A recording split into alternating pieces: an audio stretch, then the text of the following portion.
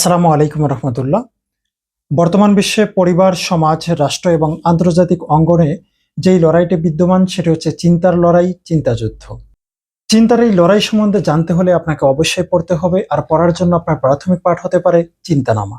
চিন্তানামা বিগত 2 বছর ধরে সমাজ, রাষ্ট্র, রাজনীতি, অর্থনীতি, কূটনীতি, সভ্যতা, সংস্কৃতি সহ বিভিন্ন চিন্তার আলাপ প্রকাশ করে যাচ্ছে।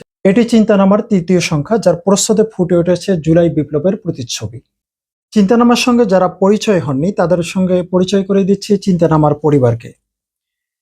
চিন্তানামার সম্পাদক হিসেবে রয়েছেন সাইদ আবরার, সহযোগী সম্পাদক রয়েছেন সোহাইল তানভীর এবং ওবায়দুল্লাহ মাহমুদ, ব্যবস্থাপনা সম্পাদক হিসেবে রয়েছেন কিফায়েতুল্লাহ বিন সাইফ, এবং চিন্তানামার চমৎকারী প্রস্তুতি করেছেন তাশরিফ মাহমুদ।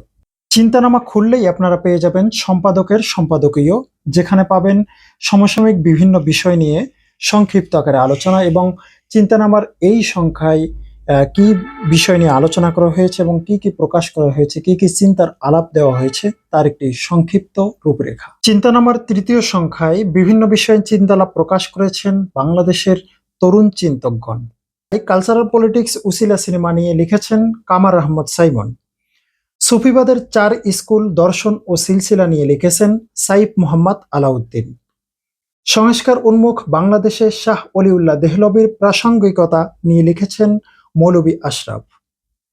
কওমি শিক্ষার গতিপথ প্রেক্ষিতে বাংলাদেশ, এ সম্বন্ধে একটি লেখা লিখেছেন মঞ্জুরুল হক। অনিবার্য ইবনে খালদুন, ফিকিরে আজাদি লিখেছেন মোহাম্মদ মনিরুজ্জামান। যেভাবে কোরআন পড়া কোরআনের দাবি লিখেছেন মাহমুদুল হাসান সুনান।